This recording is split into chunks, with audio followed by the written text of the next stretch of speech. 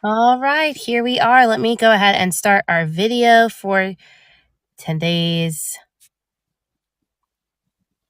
show. There we are. Hi, Arlene. If you see a little burger menu at the bottom left hand of your screen, you can click on that and it'll show turn on video. You could do it there if you'd like to. We are live on YouTube and on Twitch. So I want to thank everybody who is joining us there. Arlene, if you can hear me, let me know. You should be able to. Yeah, I can hear you. I don't see the burger, but I can hear you and see you. Left-hand side. Bottom left, you should see like a React, a little microphone, and then a little menu option at the bottom left. Okay. And then if you click that, it'll show video. Actually, I might be able to invite you onto video. That might make life easier. Let's do that instead. There we go. Yeah. Hi. Hi. Nice to see you. Nice to see you. So before we get started, let me do a quick introduction so everybody knows kind of what we're here and what we're doing. We are currently live on YouTube and on Twitch, and of course now on the Fireside app. You'll be able to hear this on the True Crime Convos podcast after Arlene and I finish our discussion. But first, I want to welcome you to True Crime Convos. We meet every other Tuesday at 7:30 p.m. to discuss what's happening in true crime, but also to highlight cases that involve people who are missing, who have been murdered, or who are still seeking justice and are unidentified. I'm joined today by my daughter, who's knocking on my studio door and who doesn't know how to know when mom's working. But I'm joined today by Arlene Harbison. She is the niece of Leon Laureles. I like to pronounce it, and it's, Spanish form. Yeah. And you're here to really talk about kind of seeking justice for Leon and other things going on within the case and kind of the struggles that you found since kind of entering this really crazy world of true crime. But first, we'd like to know about you and welcome you to the show. So give us a little bit of a background on who you are. Oh, well, first of all, thank you for having me. I appreciate it. I have 3 sons and 5 grandchildren. Wow. Tonight, I'm babysitting my grand dog. So if you hear her, that's who it is. And I work for Blue Cross Blue Shield. I've been here for almost 14 years. When my first granddaughter was born, I moved here. I was living in San Diego, but now that I have 5 grandchildren, I can't leave. Yeah, I pretty much to spoil my grandchildren. That's my life. They are my everything. So yeah, I just live for them. That's amazing. Well, I love that. I mean, honestly, your children are super blessed to have you to be able to do that. We struggle with that. We only have one. But it's hard our family is kind of scattered about. So it's hard to have somebody there to watch the baby sometimes when you want to go out. So it's really nice that you are able to do that for your family. but tonight we are here, and first we want to just say what kind of serendipitous thing brought us together. I'm a true crime podcaster. You've talked to a lot of my friends in true crime Yeah. podcasting in general. You've made your rounds, I would say. But Yeah. this is the second time we've had to reschedule it, mostly because I was sick and you were traveling and everything. Um, Yeah. but today happens to be Leon's His birthday. birthday. And so I think that that is So, so amazing that it kind of worked out in this way that yeah. we get to celebrate him.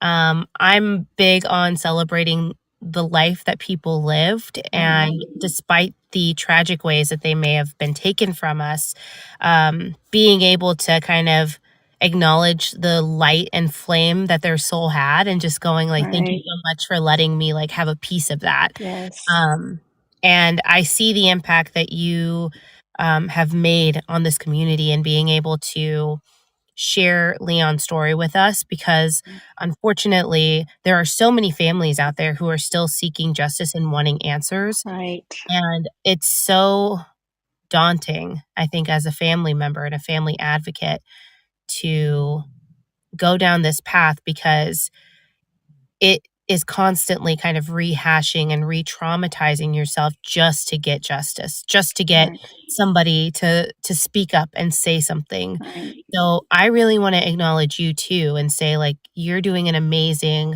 thing for Leon. Um, because without your voice, there wouldn't be anybody out there speaking for him, Right. or trying to seek justice for him, and he deserves it. He deserves to Mhm. have that for his his time here with Right. us. So, if you could give us a little bit of a background on Leon and who he was. Well, Leon was the youngest of nine children. He came late in life, so and unexpected. So most of his siblings were already in high school, college, and married.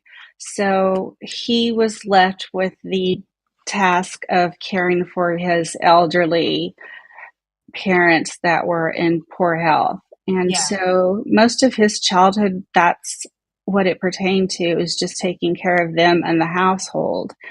And he did have to miss school to take him to doctor's appointments. Um, but by looking at him or talking to him, you would never know that his life was that hard because he didn't see it as a burden. He took it with a smile and he did what he needed to do, never complained. And that's just the kind of person he was. He was meant to just take care of people because that's what he did with his whole life. He took care Mhm. of his parents, he took care of me, he took care of my children, and that's family was everything to him. So that's what he focused his life on. And I think back and I'm like, that's really sad that he didn't have a normal childhood. He didn't get to be a regular teenager. He didn't get to go party and have fun and stuff like that. But he never complained. And, we grew up the same. I had a hard childhood too. So I guess we connected that way as Mhm. well. Plus, we were both, very shy. We were sheltered and Catholic, small conservative town. So we didn't really, Branch out. experience, yeah, we didn't really experience things that other normal teenagers did. So, Yeah, I was listening to just to catch up on everything. You've gone on the Fall Line podcast, they're really great friends of mine, mhm, and True Consequences, Sarah Turney's podcast. You know, there's so many great shows out there. yeah, Um, but in listening to you kind of share Leon's backstory and kind of his start in life, it I think maybe because I have a unique perspective of being, I'm Mexican, I'm from Texas. My family's from South Texas. Um, mhm, and I get it. You know what I yeah, mean? For some people, it may seem like, wow, you had this kid who had to take care of his parents. And, you may look at the parents for being selfish or anything like that. But I mean, my whole family is pretty much the same way. I mean, Right. you take care of your elders. My grandma lives with Mhm. me, so it is just one of those Yeah. things. It's a family obligation, but it's not a burden. Right. Um, it, Exactly. it's something you're definitely kind of just ingrained to do, and I related so much Absolutely. to his story, especially having 2 elderly parents who were ill. That was pretty much my grandma the same way. She had to take care of both of her parents and see them through the end of her life, and she missed out on a lot. She Right. didn't take vacations. If she took time off of work, she was taking care of her family, or helping out other members of the family take care of Right. their kids. So I totally resonate with that, and I think it's so amazing for Leon to have done that, because there are people who would have been like, "Sorry, you're not my problem," and dash off to like a big city and say, "See you later." But I Mhm. think that speaks to the core of who he was as a person who was Exactly. selfless and truly wanting to support his family in any way. Yes. Um, Yes. I learned a lot about Brown County, and bangs Yeah. and everything. It doesn't surprise me, again, being from Texas and also knowing kind of the climate, especially that time frame was in when Leon was murdered. Um, there was a lot of bigotry, still is, a lot of homophobia, Still is. Very much. still, still a lot of that happening, unfortunately. Um, but I'm very curious in terms of your relationship with him. You had this really kind of close bond with him, and Mhm. you had a mutual kind of understanding of family obligation and things like that. But what was it about him that made you trust him and love him so much? Well, if you met him, you would instantly fall in love with him because he was just the sweetest person, the most giving person. And he was very soft spoken, and you could just feel his love. I don't know how to explain it, but it's just you felt safe with him. And I felt like he was the only one in my family that loved me, and he was my protector. And you know, we were very similar, and so I don't know, we just really connected. And so because I was the oldest in my family, my siblings were a lot younger than me. It was just him and I, you Mhm. know, and we were both very shy and naive. So when we moved to Brownwood, I had no clue what was going on in that town. And later, when I learned, I was really surprised, and I'm like, I can't believe that I lived in a place like that. Mhm. And it's still that way today. And so that breaks my heart because it shouldn't be that way. I mean, it's caught on video of sheriff's deputies being very homophobic and calling people names and telling them that they should not be in their town and they should just die. Wow. And so, if you can see that they're that way in 2022, imagine what it was like for Leon in 1996. And He was brave, to even think about coming out. I mean, I can't imagine how hard that was for him. yeah, I mean, you mentioned too in the podcast, that he was struggling with the identity, right? And I think, Mhm. again, if you're coming from the background that we come from, my family is Mhm. also Catholic. They're lapsed for sure, but definitely in that faith. Um, it's something that anybody would struggle with who has an identity other than heterosexual. Mhm. Um, and I can't even imagine what it would have been like for him to have Right. to kinda stifle such a significant part of himself Mhm. because he knew he wasn't safe in that Right. environment. Um, and it's disheartening, like you said, to know that the law enforcement there, which, again, it's only through pressure and through public confrontation, I will say, that these law enforcement officials will be forced to do the right thing and will be kind of put on notice that this type of behavior and conduct is just not acceptable. We are in the 21st century, so we Right. should be progressing along much further Right. than this. And we shouldn't have people who are responsible for investigating and for looking into these types of cases, whether it Right. be homicide, whether it be type of sexual crimes against any person. Right. I've heard some really disturbing case stats for that particular area for people who identify as LGBTQIA Yeah, plus, um, people of color, everything. So I think it's just unsettling. It's it unfortunate. is. But I'm hoping that by continuing to use our platforms in the way that we are, and you continuing to give a voice to it and calling it out, that these organizations and these law enforcement agencies will try and do better. Leon, at the core of Right. it was a human being, Exactly.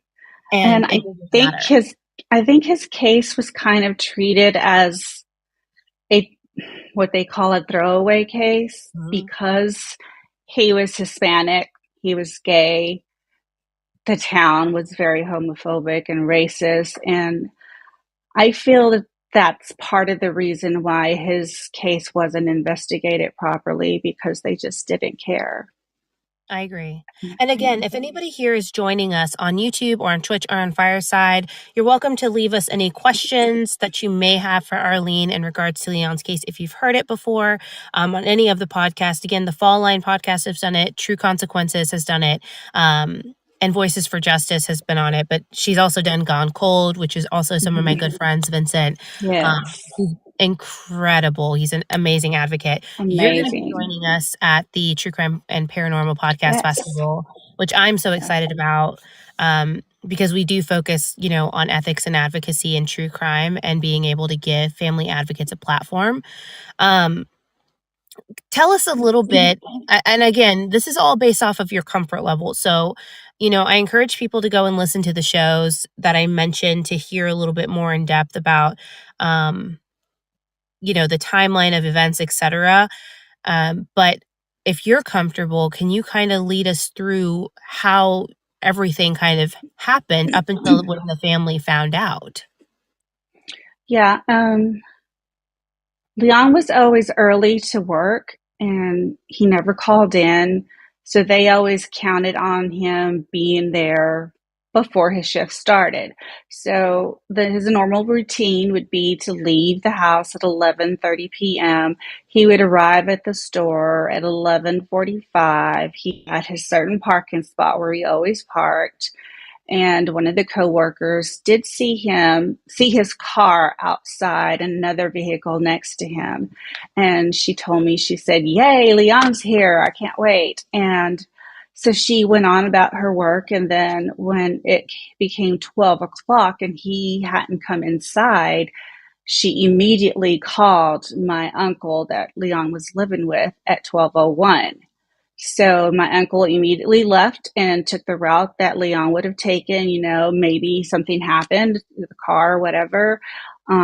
He didn't find him, so he went to the store, and the coworker called the police department, and they told her that there was a fire out on Farm Road 2126. So that's where, emergency services were heading. And she said at that moment, the fire truck did pass in front of the Kroger store, but she had no idea that it was Amazing. for Leon.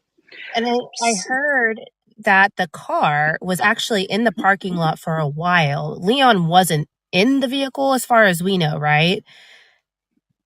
In his Before vehicle, Yeah. yes. Okay, he was in it. I wasn't sure about that. It sounded like he had gotten out and then somebody later came and moved the car.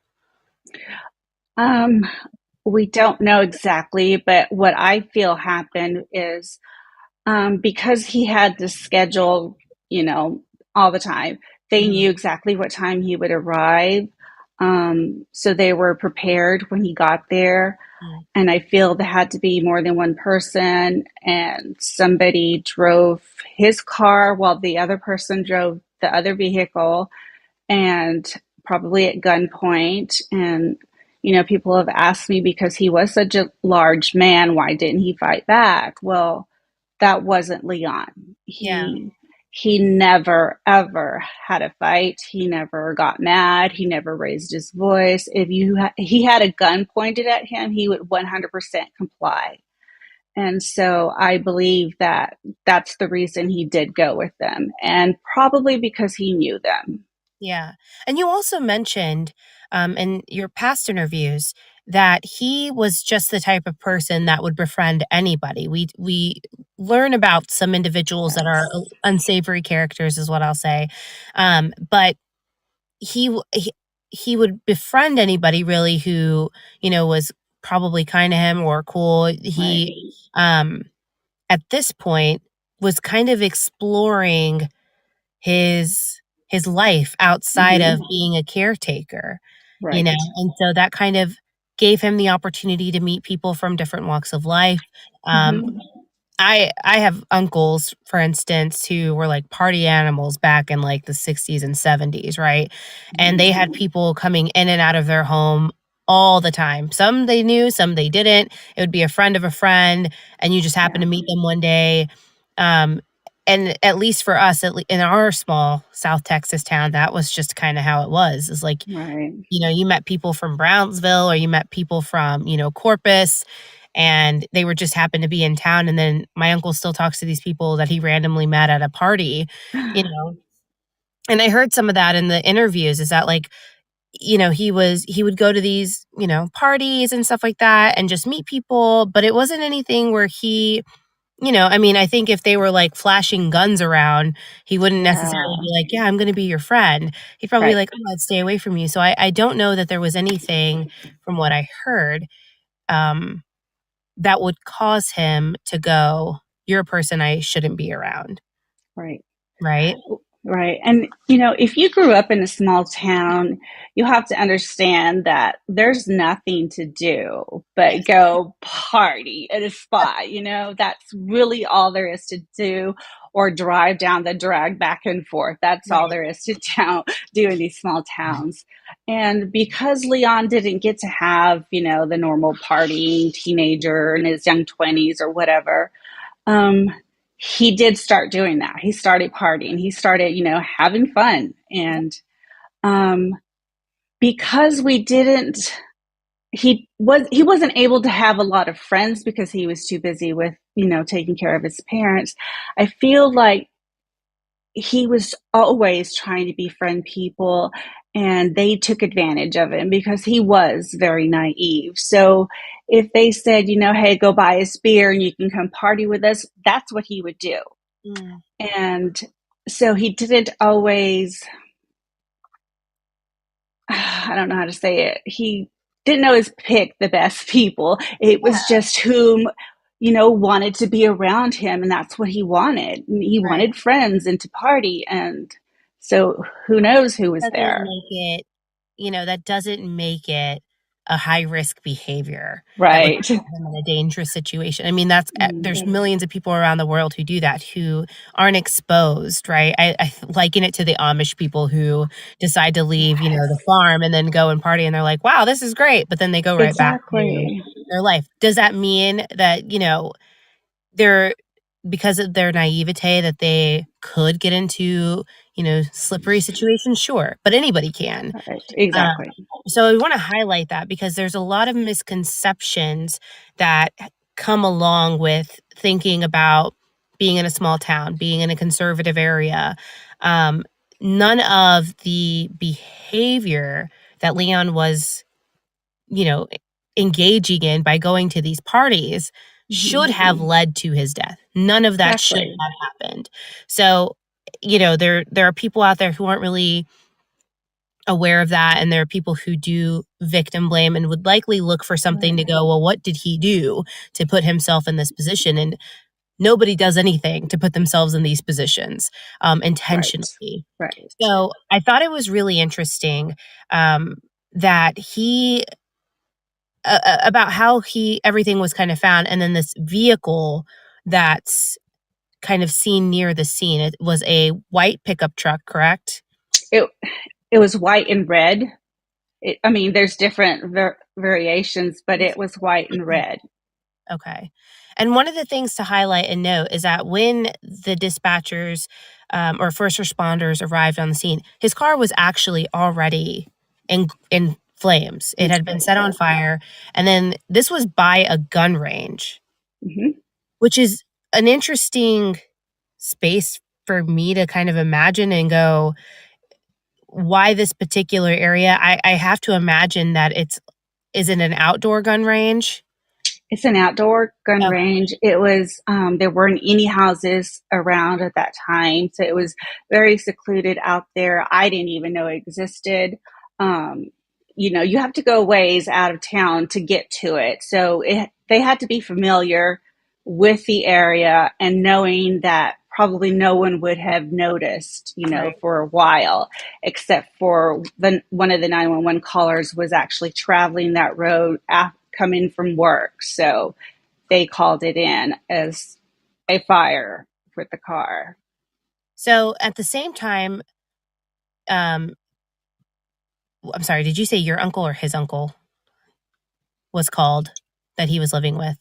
Um, well, it's my uncle, his brother. His brother. Sorry. Okay, good. I was like, hold on, I get Oh, confused. sorry. No, It's you're my good. uncle. Yes. Okay. So yes, your deal. And so okay, so kind of all of this is happening simultaneously. You have the coworker that calls his brother and says, "Hey, Leon's not in the store." And then the 911 call happens, and then immediately dispatch is over there. So how was the family notified? Did your uncle get called over there? Did he go, "Oh, I'm gonna go and see where it's at"? Did he already know where they were headed? Well, um, all of this happened very, very quickly because I've actually driven from the Kroger store to the site, and it takes about 12 minutes, maybe more or Wow. less. So from the time they took him from the parking lot out to the gun range, killed him, set the car on fire, and the 911 call came in at 12:30. So this is how fast it was. So it was pre-planned. Yes. And because my uncle was already at the store and the police were called, the sheriff's department, because it was out in the country, so they had jurisdiction.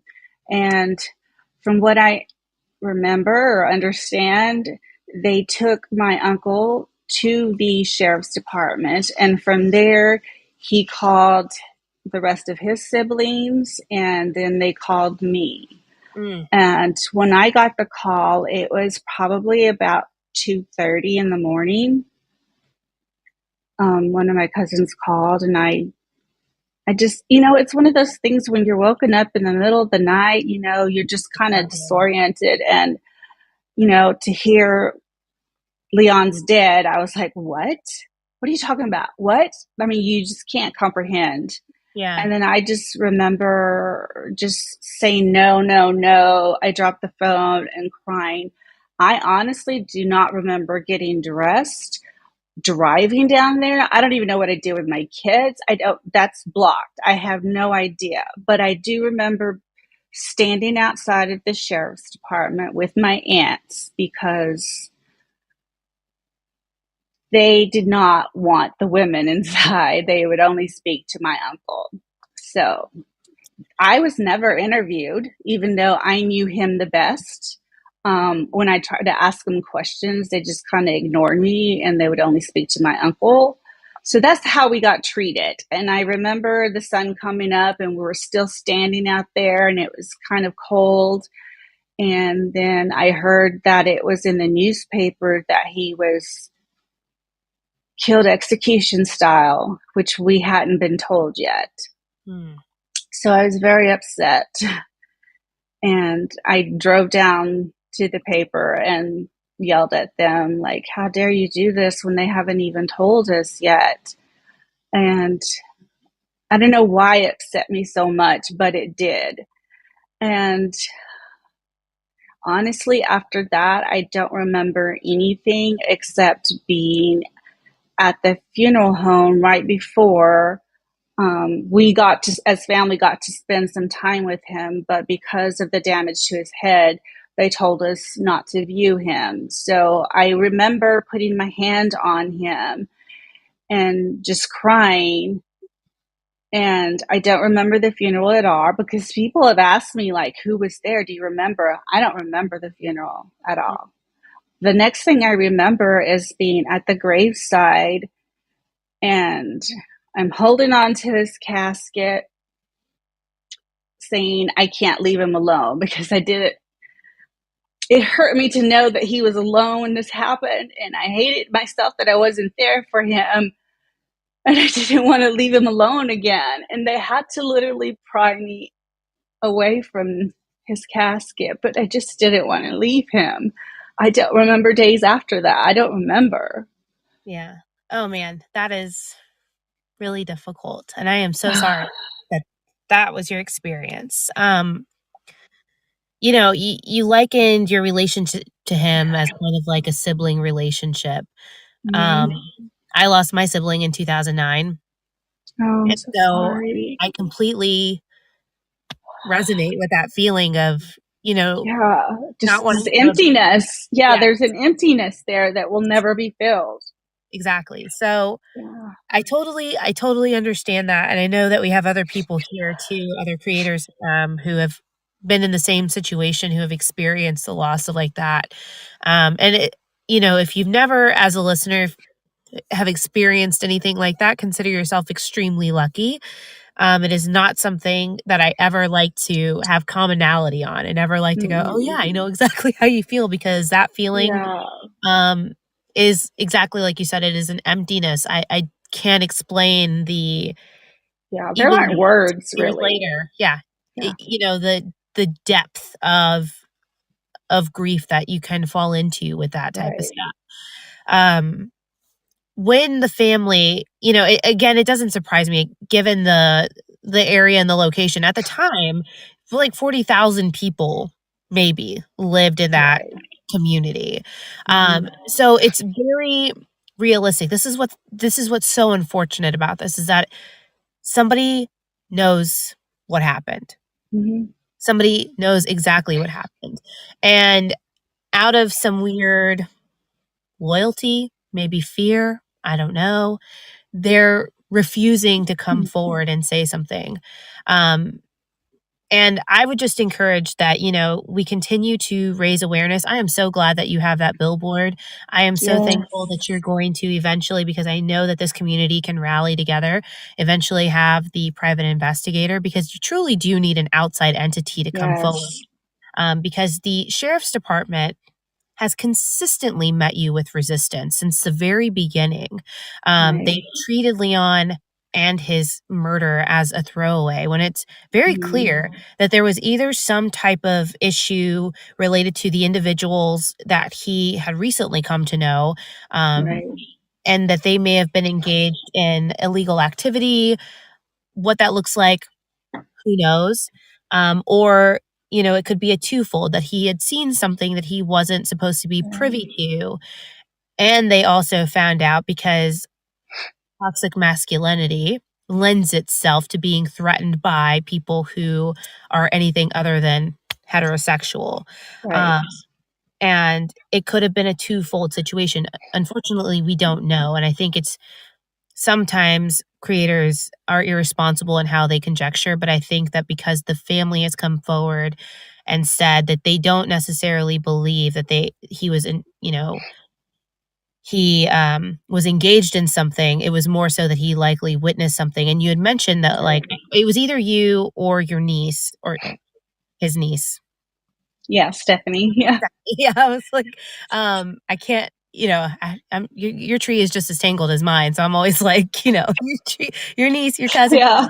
Um, but Stephanie, it was either you or Stephanie that had said that he had come to his sister and said, "I don't know why they're mad at me." So it gave the indication that it could have been because he was Yeah. gay. And I have since found out that Leon actually mentioned names of who these people were that were threatening him, but he said he didn't know why. And these individuals have a long rap sheet. They have a lot of dealings with um, theft and drugs and, you know, hurting people, fighting, and stuff like that. Mhm. So, yeah, it is possible that Leon saw something as far as him like having something to do with drugs or whatever. Um, Even though the Texas Ranger immediately was pushing that narrative on when he was questioning all the Kroger employees. And because they knew Leon very well, they insisted that that was not the case, that there's no way that could be possible.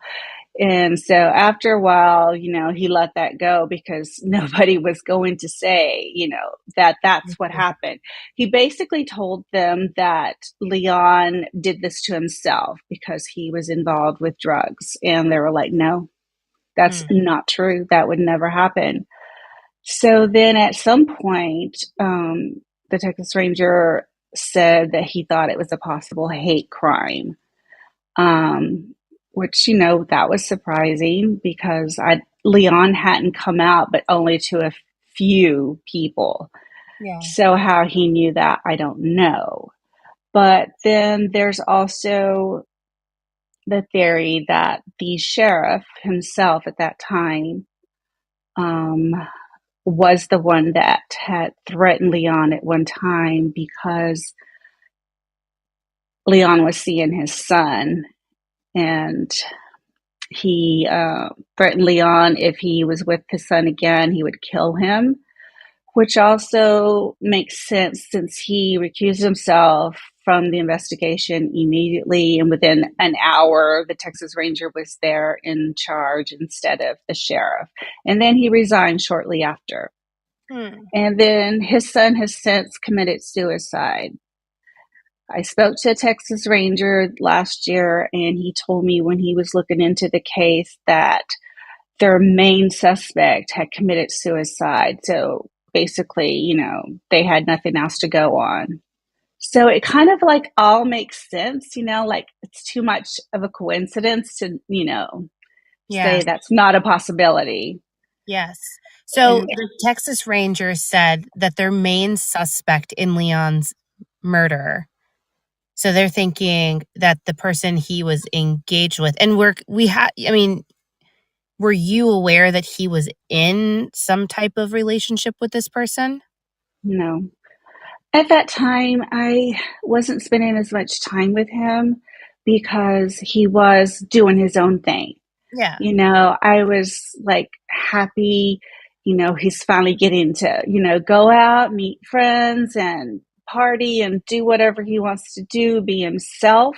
Mhm. And I was busy with three children and a full Yes. time job. So, I let him do whatever. I mean, we did visit each other like twice a week, every week, but I Mhm. wasn't like as involved and knew all of his friends at that time.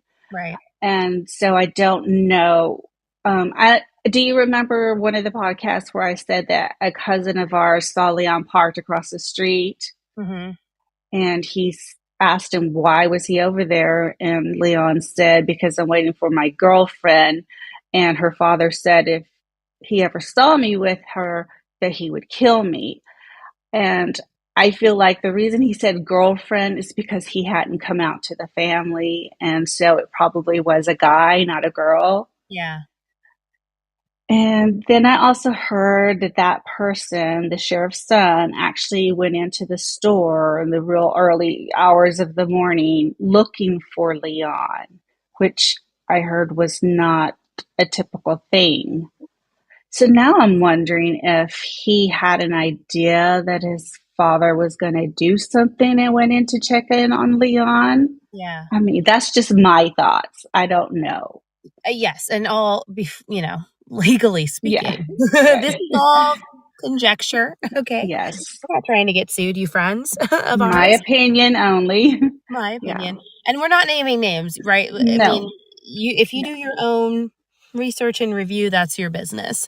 Right. Um, but no, I subscribe to the same theory in that sense because When it comes to this this world of true crime and kind of the cases that you see, um, this story is not abnormal. We've seen hate crimes happen for seemingly meaningless reasons. Like, there's Right. no good reason to commit a hate crime. Um, Exactly. and so does that stack up to me and go, yes, absolutely provides motive, opportunity.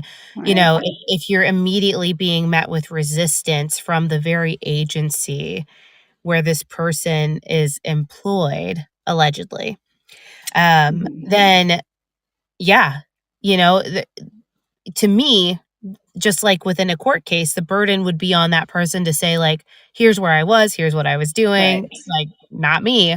Um, and so, yes, I subscribe to the same thing, and that's really why I find it so interesting, that we're starting to see this shift. We saw it in the Adnan Syed case where, we have an agency that was responsible for putting him behind bars for seemingly the rest of his life was the same agency that Right. decided to free him from it. Right. And so that's what my hope is that we continue to see people within these agencies be brave enough to step forward and to say Right. ultimately, Leon mattered to his family, he mattered to his Mhm. friends, to his colleagues, coworkers, and he matters to a lot of people now, even after he's gone, which I think is Yeah. so special and impactful. And I think that's kind of what everybody hopes is that their life has made a difference. And Right. even if he's not here to see it, I know that, you know, at least I hope from what I believe in, but I know that he can see it and be like Yeah. thankful for it, that it wasn't all in vain. Um, so where are you at now with everything in terms of the investigation? What steps are next? What can we do to help? Right now, I am working with Bree from Uncovered, and she's fabulous. She has helped me so much. So right now, we're working on trying to find an attorney and see if I can get the records because I was told that after 25 years, if there hasn't been, any further investigation with the case or any new leads, that I can automatically receive those records, which I have been denied over and over and over. Even though the autopsy is public record and I'm family, I've been denied every time. So they're helping me with that, trying to get the records and get me an attorney. And Season of Justice is the one that helped me with the bail board. So right now, we're kind of just waiting to see if I do get any records. If we don't, then we'll have to file, something with the sheriff's department.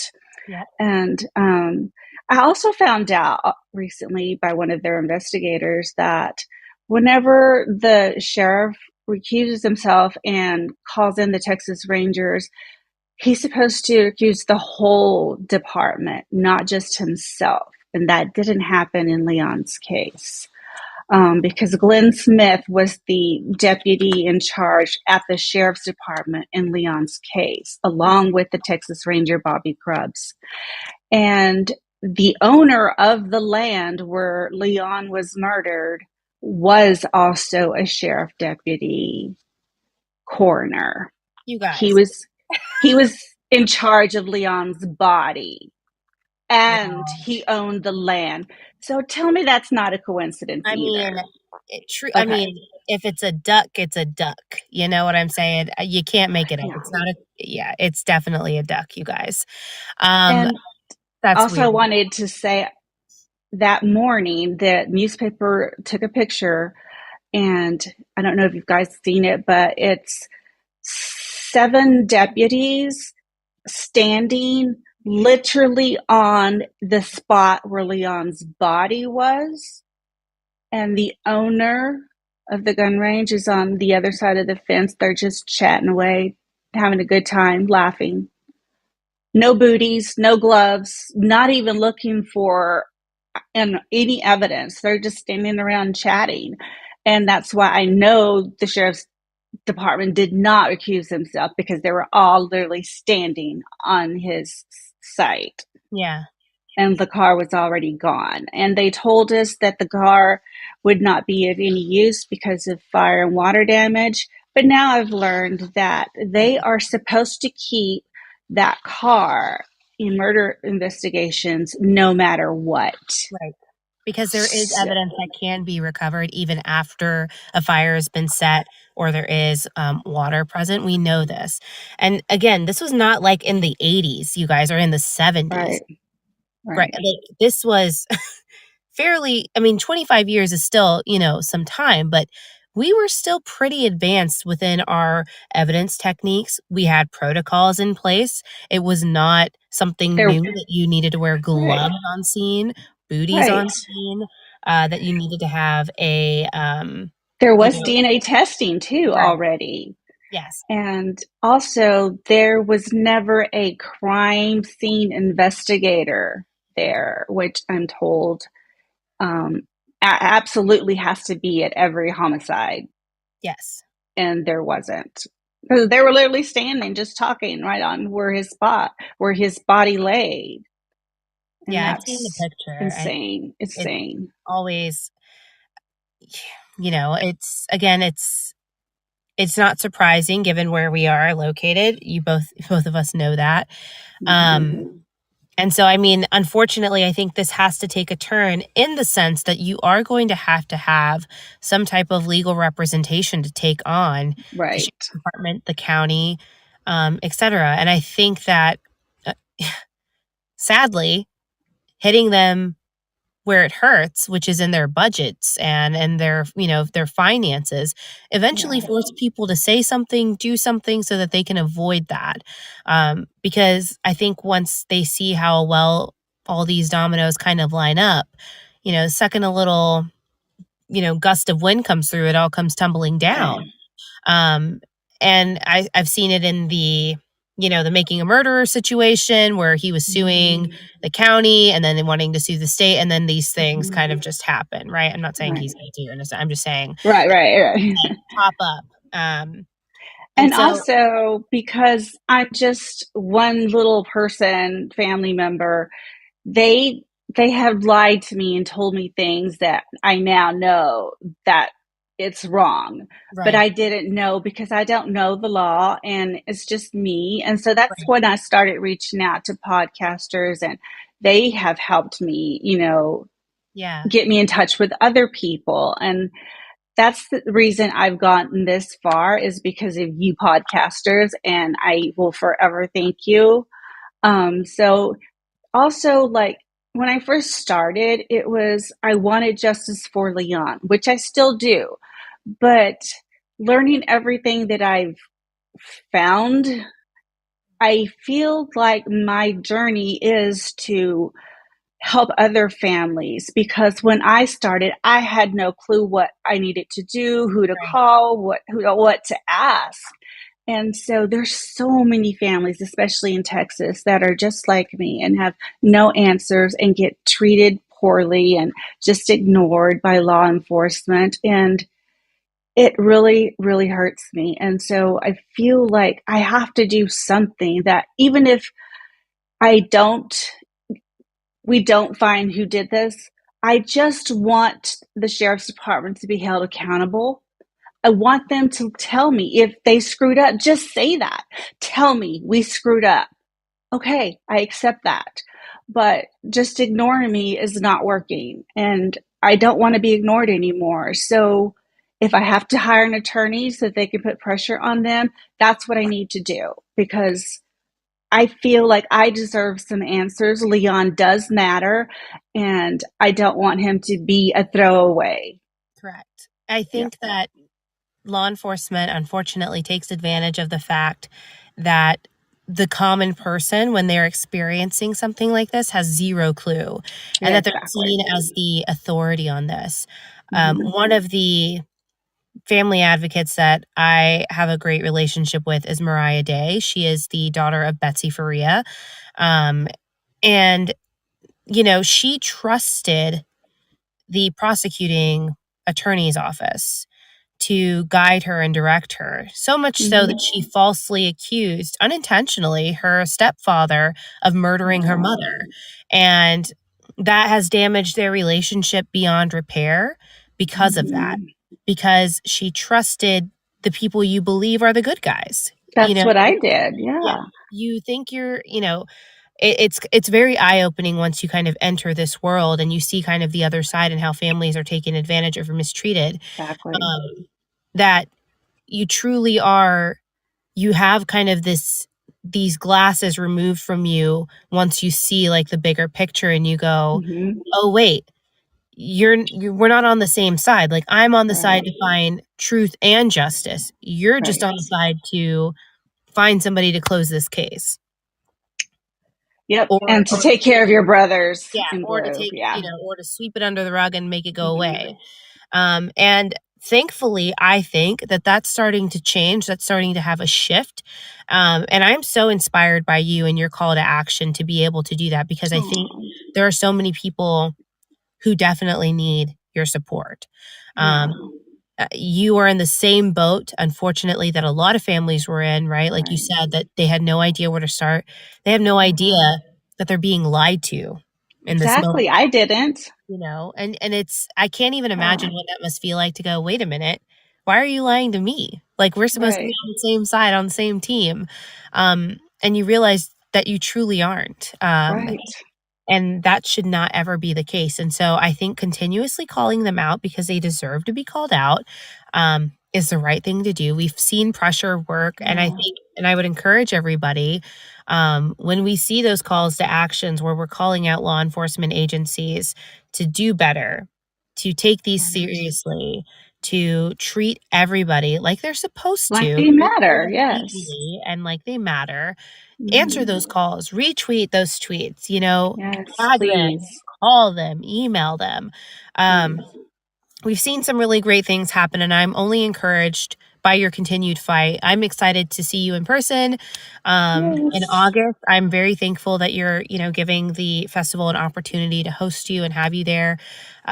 It is our goal, like I said, to promote ethics and advocacy in true crime, Mhm. and to give you all a platform because truly, what um, what matters here and what most creators don't realize, I think, and don't kind of absorb is that without you, we wouldn't have the platforms we have.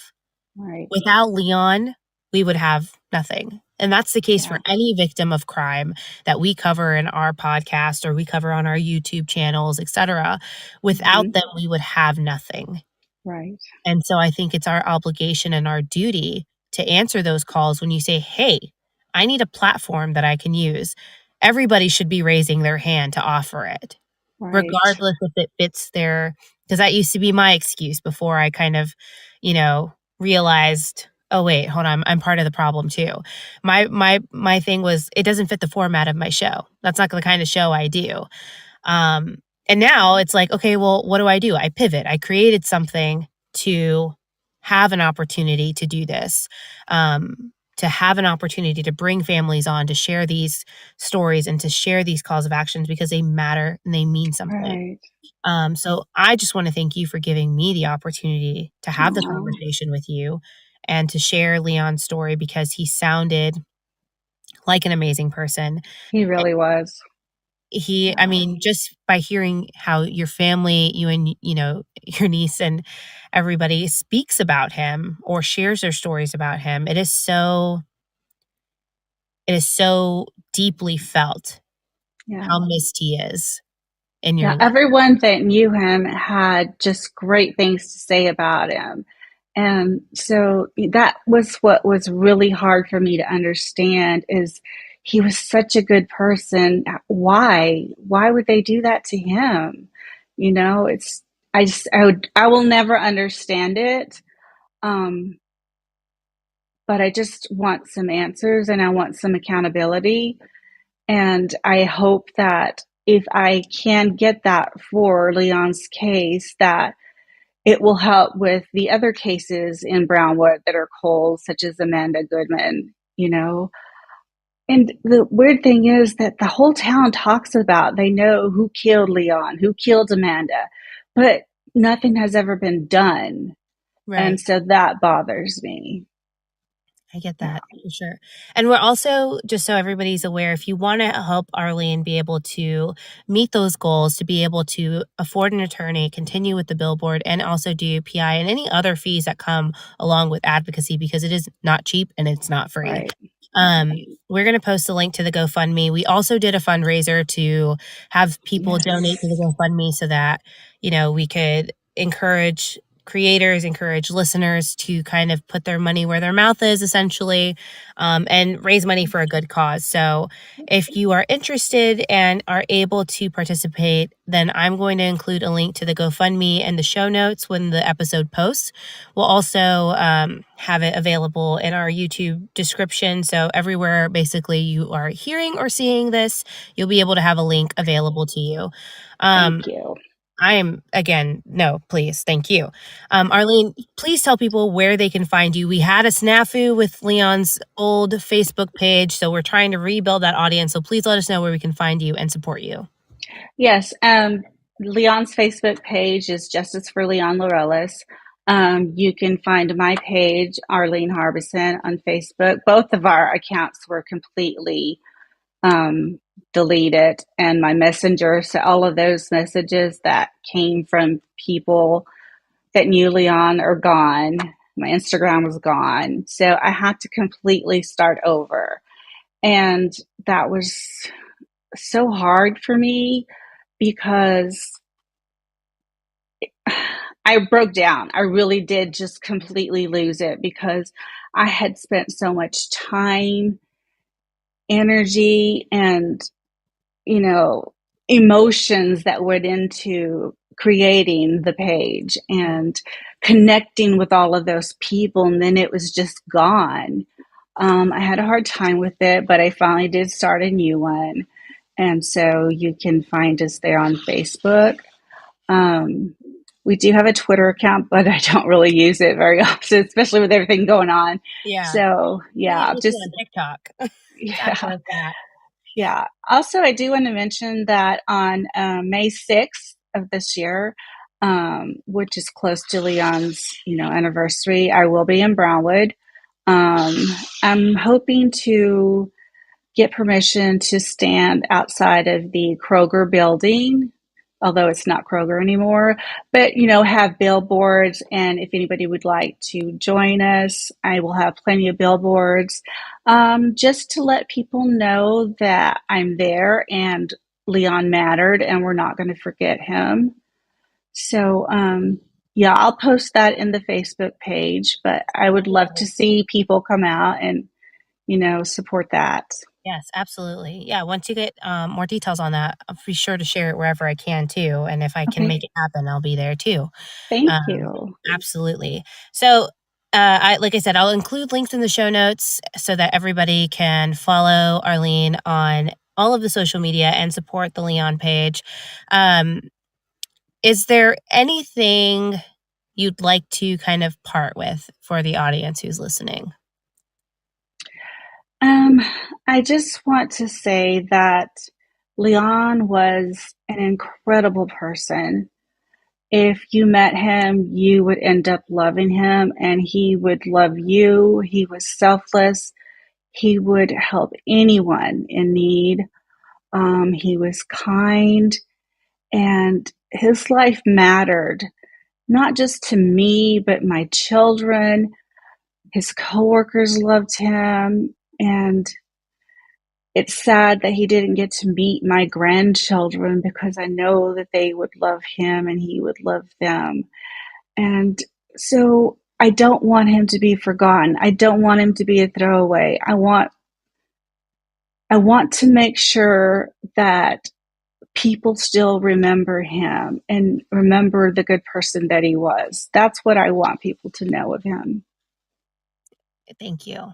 I'm so glad you're able to share who he was with us. And again, I appreciate you for being on. Everybody, I want to thank you for joining us this evening for True Crime Yes. Convos. As a reminder, you can find us pretty much everywhere you listen to podcasts. You can also follow me if you'd like to under True Crime Cases. I don't even remember. So I'll have Yeah. a link. To be honest, I have too many social media accounts to keep contact or keep, um, you know, all put together. I run a lot of things. Yeah. But of course, if we can help in any way, we're happy to do so. We'll announce wherever, once we get more information, where things are. And of course, if there's any new developments, we're happy to have you back on to share. Or if there's a message you want to share in the Okay. future, feel free to hit me up and let me know. And my platform is always yours. But otherwise, I want to thank you for joining us. And I hope that you have a good rest of the night. And I'm sure we will talk soon. You're awesome. I love you. Thank you so much.